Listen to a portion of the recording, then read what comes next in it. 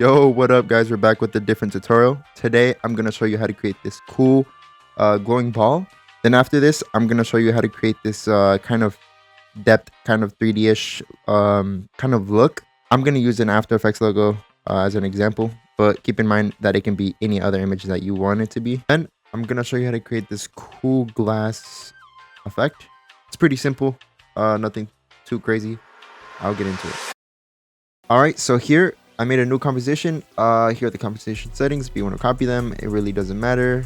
So the first effect we're going to go over is that glowing ball effect. So here in After Effects, on this toolbar, we're going to get the ellipse tool, right? Click it, we're going to hold down shift, and we're just going to drag with our mouse so we can get a perfect ball. Then I'm going to center it. If you want to, you can grab this anchor point and you can just drag it like this, and you can hold shift and it should center.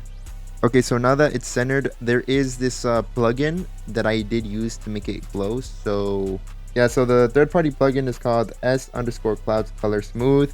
This kind of allows you to change the color, make it have that rainbowish effect. But if you don't have that plugin, that is completely fine. So assuming that you don't have a plugin, what we can do is we can add an effect called gradient ramp. And if you don't want to use gradient ramp, you can also use fill. That's another one that you could do.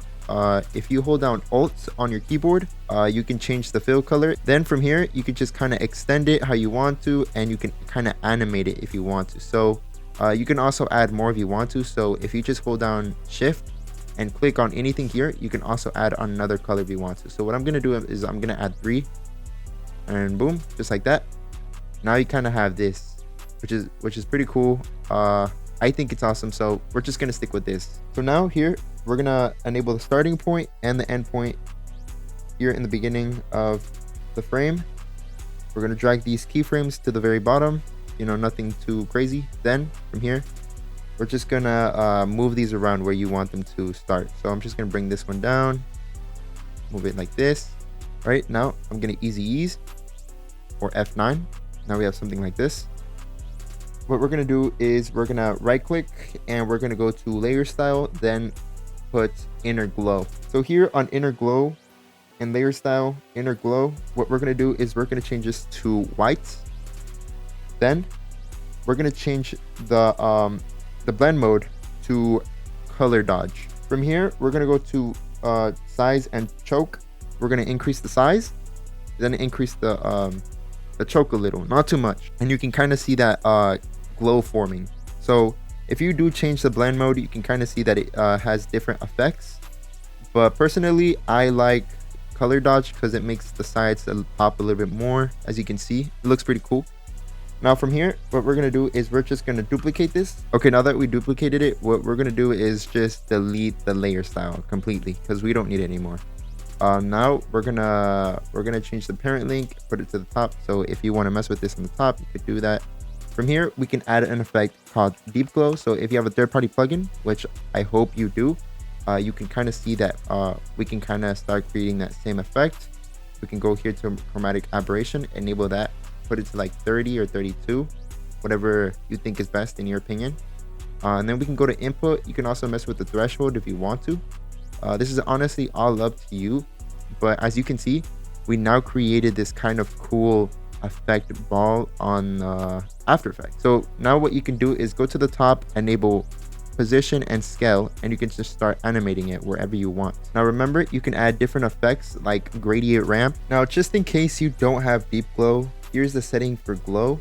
You can copy these settings right here and you kind of have a similar effect, but that's if you don't have deep glow. And yeah, that's pretty much it. That's the first effect for the ball. All right, so here on this other effect for the logo or whatever, you can pick whatever logo you want, but there is one issue. So if you have the third-party plugin Shadow Studio 2, then great, but if you don't, I don't know what to tell you.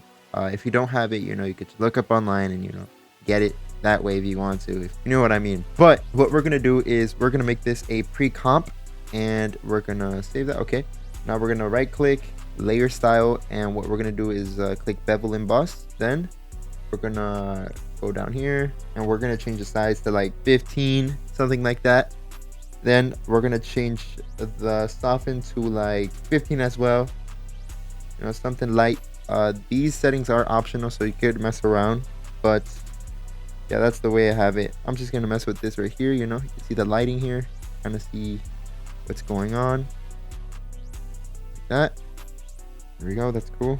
Then we're gonna like change that. I think that's good. Okay, now what we're gonna do is we're gonna add the effect light sweep. What we're gonna do now is we're gonna bring down the sweep intensity, make this bigger, you know, width, make this smooth, and kind of like you can kind of see the little glowing on the edges.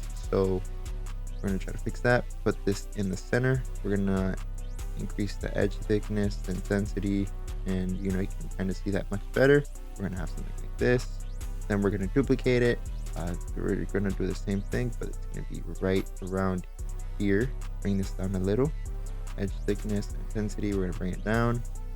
Width a little too. So now that you have this kind of like has depth, I would say. Then after that, we're gonna add the studio shadow plugin. And what we're gonna do is we're gonna change the shadow type to inner, so that way it's inside and not up. We're gonna change this like this right here. If you have the plugin, you can mess around with this, whatever you think looks good. Okay, I'm gonna make this go up. All right, so here are the settings that I have, and now we're gonna duplicate it and we're gonna make this white. We're gonna make this white. We're gonna change this to the top on the edge. You can bring it up or not, but I'll say bring it down a little. All right, as you can see, we've kind of created that logo that has kind of depth to it. And now for the last thing that I like to add is another light sweep effect. I'll show you what I mean. I'm gonna duplicate the clip.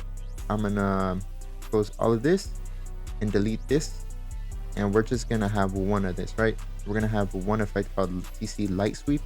We're gonna change the light to cutouts. Then what we're gonna do is we're gonna increase this all the way. We're also gonna add the effect deep glow, bring this down a little, and boom, that's pretty much it. If you turn this off, you can kind of see that the cutout right here, you can kind of mess with it if you can't really see it. This is my favorite effect to make, but it does like involve a lot of third-party plugins, and so if you don't have that, then yeah, I don't know.